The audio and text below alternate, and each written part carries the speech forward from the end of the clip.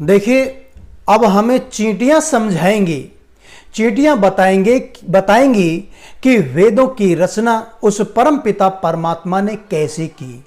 जी हां, बिल्कुल हम चींटियों को कह रहे हैं जो रेंगने वाली चींटी होती हैं।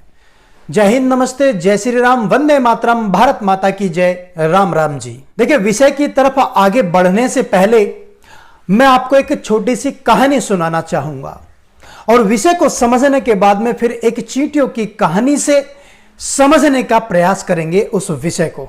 देखिए, एक बालक था और वह गणित शास्त्र में बड़ा ही पारंगत था। वह गुणा भाग करनी बहुत अच्छे से जानता था। वह एक दिन अपने पिताजी के साथ बाजार जाता है कुछ सामान वगैरह लेने के लिए। उनके एक गैराज का कार्य था, लोहे का कार्य करते थे। पिताजी विविध प्रकार के सामान खरीदते हैं और वह हिसाब लगाता है, तुरंत बता देता है। अब वो सामान लेते रहे, न जाने बच्चे के दिमाग में क्या आया। उसने अपने पिताजी से प्रश्न किया कि पिताजी, हम जो वस्तुएं ले रहे हैं, जो सामान खरीद रहे हैं, उसकी कीमत है? नो, हाँ बेटा, बिल्कुल है। तो इसके बाद उस बालक ने कहा कि पिताजी, मनुष्य की कीमत क्या होती है? अब पिताजी उसकी बात को सुनकर के बड़े आश्चर्यचकित हुए कि एक बालक इतना गंभीर प्रश्न कर रहा है, इसका जवाब भी गंभीरता से ही देना चाहिए। कहते हैं कि घर चल, गैराज में चल, वहां जाकर मैं तुझे बताऊंगा। वो गैराज में पहुंचते हैं और उससे कहते हैं कि बेटा, वहां एक लोहे की रोड पड़ी हुई है, उसको उठाकर ला। वह उसे उठाकर के लाता है और पूछते हैं कि इस लोहे की रोड की कीमत क्या है? बच्चा तुरंत कहता है कि 100 रुपए। अब वो कहते हैं कि यदि मैं इस लोहे की रोड के कीले बना दूं, जो फर्नीचर वगैरह में यूज होती हैं, विविध जगह पर यूज होती हैं, तब इस सारे लोहे की कीमत क्या हो जाएगी?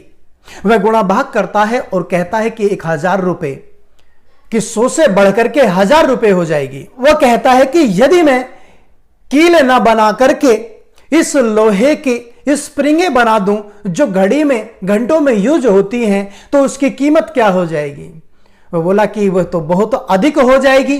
तब उसके पिता ने उससे कहा कि बेटा, ठीक इसी प्रकार से व्यक्ति जैसा है, जो स्वरूप में है, व्यक्ति की कीमत अनमोल होती है और उसके गुण कर्म स्वभाव के द्वारा उसकी कीमत, उसका मान सम्मान निर्धारित होता है।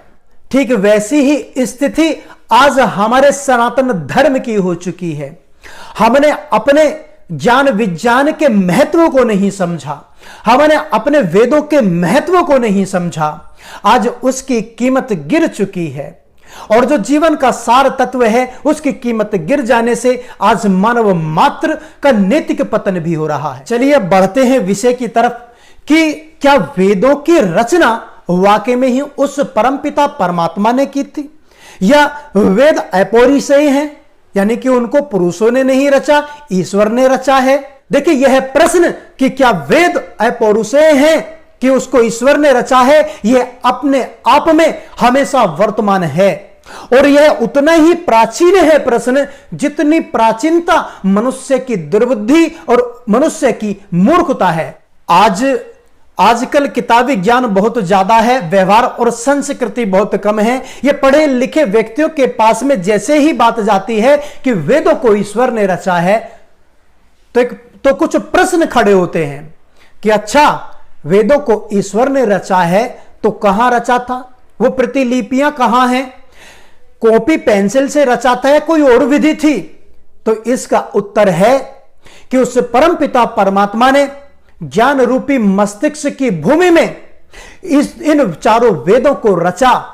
4 ऋषियों के मस्तिष्क में जो योग्य थे, उनके मस्तिष्क में ज्ञान रूपी भूमि में इस ज्ञान के बीज को रोपित किया। अब ऐसा कैसे संभव हो सकता है? एक चींटियों की कहानी के माध्यम से समझने की कोशिश करते हैं। देखिए, वैज्ञानिकों ने करीब 2.5-3 वर्ष चींटियों पर अध्ययन किया। हालांकि अध्ययन चींटियों पर बहुत बार किया, लेकिन इस बार कुछ विशेष प्रकार का अध्ययन किया। उनके खान पान के ऊपर अध्ययन किया। चींटियां जो होती हैं, चींटियां जब बरसात का मौसम आता है तो उससे पहले जब फसल वगैरह उठती है, तो ये चींटियां जो अनाज होता है, अनाज को ढोकर के लाती हैं, बड़े सीक्वेंस में चलती हैं, लाइनें लगा करके चलती हैं। और अपने घर में जहां छिद्र जिसमें रहती हैं वहां पर इकट्ठा कर लेती हैं पूरी पूरी साल का। मेड़ों से, कहीं इन्हें डोले कहा जाता है, खेतों से, इधर उधर दाएं बाएं से वो इकट्ठा कर लेती हैं।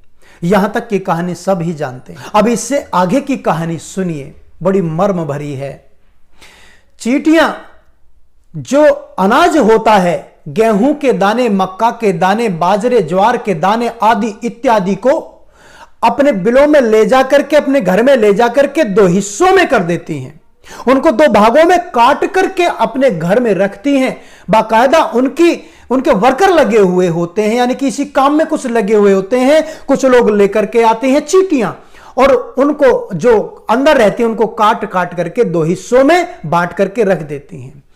और जो बीज, जो खाने योग्य बीज, उनकी वस्तुएं दो भागों में होने के बाद भी उग जाती हैं। जैसे कि धनिया जो होता है उसको रगड़ के बो देंगे ना, दो छुटा करके, वो तब भी उग जाएगा अलग अलग हिस्सों में। तो इस प्रकार के सीड्स को चींटियां 4 हिस्सों में विभाजित करके अपने घर में रखती हैं। अब ऐसा वो क्यों करती हैं जानते हो?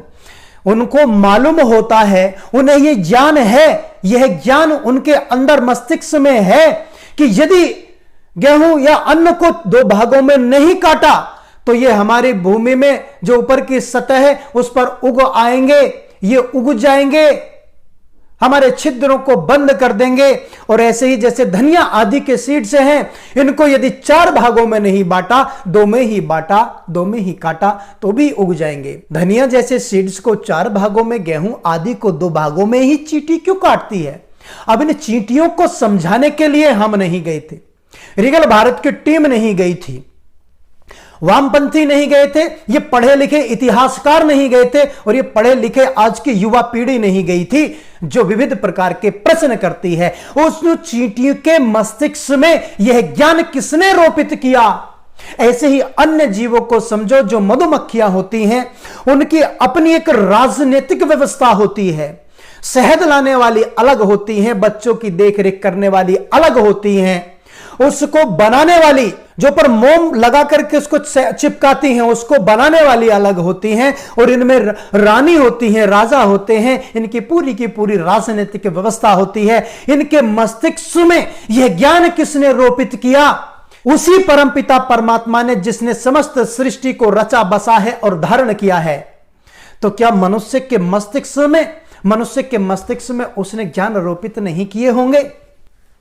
हमें उम्मीद है कि इस प्रश्न का उत्तर आप अच्छी तरह से वैज्ञानिक रीति से समझ गए होंगे।